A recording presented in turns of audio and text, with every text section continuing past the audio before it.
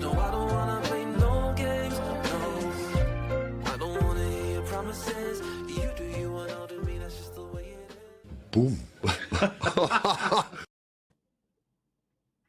Oh, yeah. Oh, yes. Biddly ball. Yes, yo. Here we go. There ain't nobody down around here. You actually know what time it is this time. Get that badger in and on and over here. We had to move back to get his greatness in. We've put on the white rosy shirt for Andy Rowe to really tip him over the edge after what was, hair in the mouth, a splendid game last night. Can honestly say, like the video, subscribe. That's not what I was going to honestly say, but I appreciate every which one of you, as you well know. Shout out to CH and Ming and Legendary MVG. For now, we'll do you three, and then we will, as I say, we'll keep moving through the shout outs. I have to just get on with it and talk about last night. Quick shit vid, the most mental atmosphere I've experienced for a long time. I thought the semi-final were good in the playoffs that were top tier at the past few years. Last night was, I can honestly say, bar about 10 minutes of what felt like quiet in the second half. It still wasn't, but it was just so, I would say for 80% of the time in the ground, it was just absolutely rocking non-stop. I thought the way we started the game, I'm never nervous before games. I know we've spoken about this before, but I don't get nervous. What's the point in a fan getting nervous? You should be excited for these games. These are the type of games that you want to go to Ellen Road and watch, aren't there?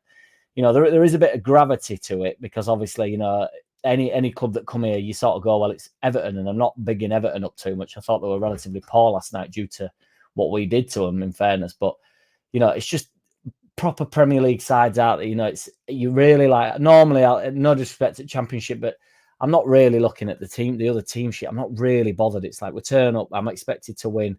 It's like you are actually interested. Do you know what I mean? Like Grealish features and stuff. It's big moments. I was really, really interested to see what the starting lineup was. And, you know, again, not being rude, in the Championship are a bit like, don't really matter. I knew Farker had it on lockdown, and it was just like, whoever he starts is who he starts. I believe in the process. The way we started the game, it was like a Championship game. It actually took some serious dipping and dodging for me to realise that Everton do have a threat, you know. I just thought we were first to everything, some big tackles flying in. I thought Ampadu, Stack and Tanaka were brilliant in the middle. Bogle didn't seem 100%. Everything was going down the left-hand side. I thought Goodmanson looked brilliant. I thought Monto was effective, even though he's actually got a little bit of shit online. And I know that there's been the negatives would be that it's highlighted that we need some reinforcements out wide, don't we? I don't think there's any doubt about that.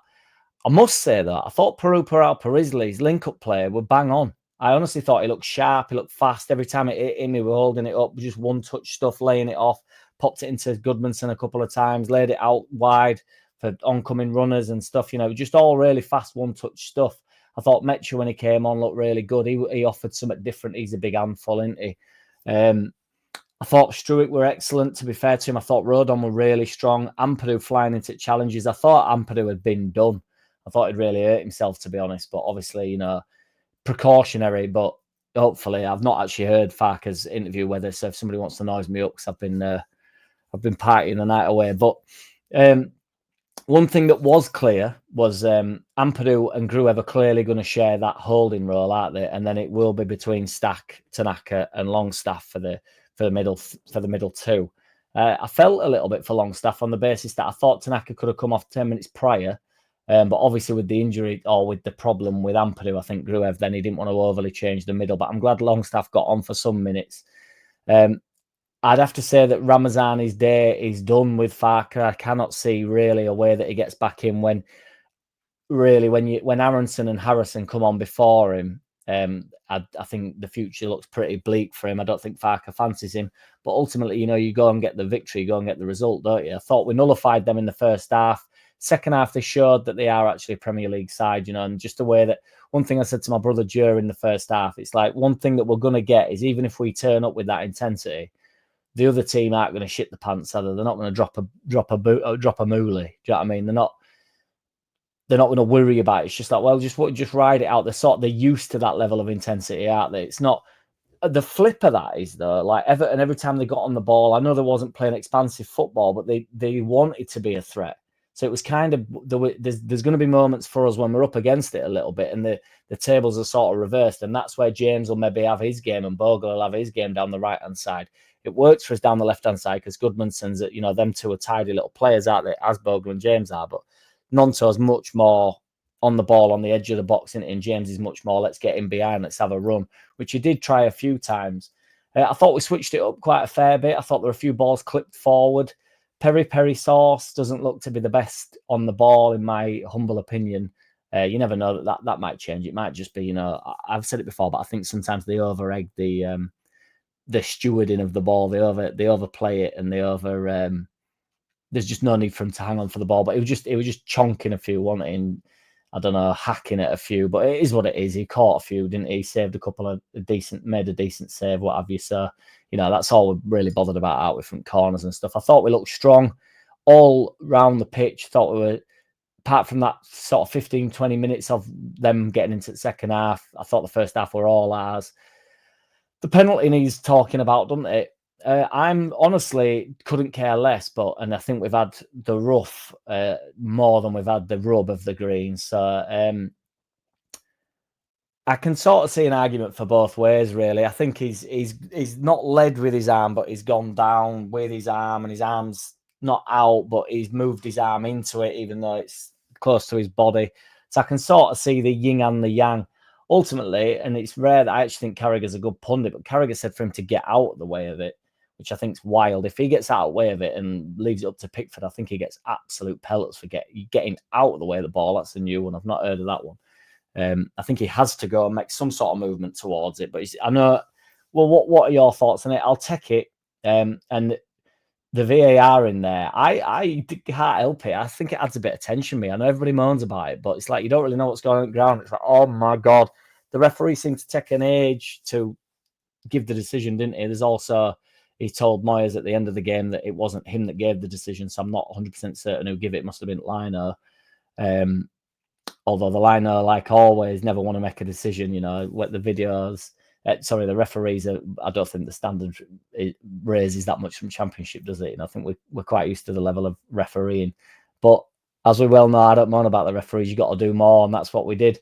Thought we deserved the 3 points. As I say, the slight negatives is that we do need something out wide. It's looking like that El Kunis guy is off to Crystal Palace because they're selling Eze to Tottenham. That's looking likely. So, but there's been some rumblings today that somebody's coming in. So we'll just have to wait and see. I think, Parag, the manager, spoke before the game about, that they're still looking for players and stuff, and Farker's pretty keen. But honestly, getting 3 points on board at home is so valuable. Obviously, we need to then back it up and back it up again. You go into Arsenal with a little bit more confidence now, don't you? Just try and pick up a point. If we get a point at Arsenal, it'd be amazing. I thought they were relatively underwhelming against Man U the other day. I thought Man U were the better side overall, probably better in second half than them, certainly. You just got to go and enjoy that game and just think, well, if we turn up like we did in first half, Arsenal aren't going to have it all their own way, are they? And they are going to get at us a little bit. And as I say, it might give us an opportunity to catch them on break with Dan James and Bogle potentially if he's fully fit. No DCL, obviously. The DCL want on the bench. And truth be told, the bench is, this is what I'm kind of saying about Ramazani, whether he's got a future or not, because he's going to have to make some big decisions. If DCL comes into the side, he's going to have to drop, he'd have to drop one of the wingers, because he's not going to drop Mecha off at bench, is he? We're going to have 3 strikers on bench, aren't we? And Parupari can also do the 10 role. There's a bit of an argument saying Mecha can go wide as well. There's only DCL that really, he's the only one that plays solidly through the number 9, doesn't he? So, and I can't see him dropping Harrison or Aronson off the bench, so it would have to be Ramazani in that case. Also, there's Biol to come back, so Struijk has to get on the bench if that's what he goes with. I thought Struijk was excellent the other day. I think he might have to wait his turn, to be honest, Biol. I think Biol might not be the be-all and end-all, but I think he might end up on the bench, possibly in place for Byram or Bornau, however you say his name. Interesting that he made substitutions. He looked like he wanted to. I mean, he made plenty, did he make 5? So, you know, this idea, I said once we get a stronger squad depth and he can rely on players, he'll be definitely bringing them on. Overall, guys, you've got to be absolutely delighted, have you not? I know there'll still be people saying that we didn't create much and stuff, but it was that type of a game. I think that'll come. I think if we keep turning up like that with the ferocity and the ferociousness of the performance, particularly in the first half, the crowd was wild. It must have been a nice feeling for the players. I think they deserve it. They deserve the 3 points. That's how you go out and get 3 points. And ultimately, you know, people say it's decided in moments, isn't it? So the penalty is a big moment. We get the chance. The Mecha takes it really well. Thought it really well taken pen. Unfortunately, he went to celebrate the other side. But because I actually thought, because we celebrated when the pen was given by the ref or whoever told him to give it, then there's silence and Mecha's got it in his hands and it's like, oh my God, feeling for the lad. You know, it's his first game. He's just come on pitch. Peru's probably a bit pissed off that he's not on there to take it and it's Mecha's turn. And then the silence and rumblings and then another celebration when it actually gets given. And then he has to put it in then to actually get the real celebration, because I was not up for celebrating the receiving of a penalty, because I was like, this is not, you can't help it when it's given, because it's like, but when it was like for the VAR given, I was like, we can't be doing this, boys. But yeah, honestly delighted. Best atmosphere for a long time. I honestly just think it'll get better, the atmosphere as well. Packed out, full of it, all outside, DJ playing, everything. It was amazing night. Pleasure to be a Leeds United fan last night. Loved every single minute of it. And the result just tipped it off. But yeah, what you saying, guys? Take it easy, everybody. I'm off out for a steak with me, mate. Peace. I don't wanna play no games. No, I don't wanna play no games. No, I don't wanna hear your promises. You do you and I'll do me. That's just the way it is. Boom.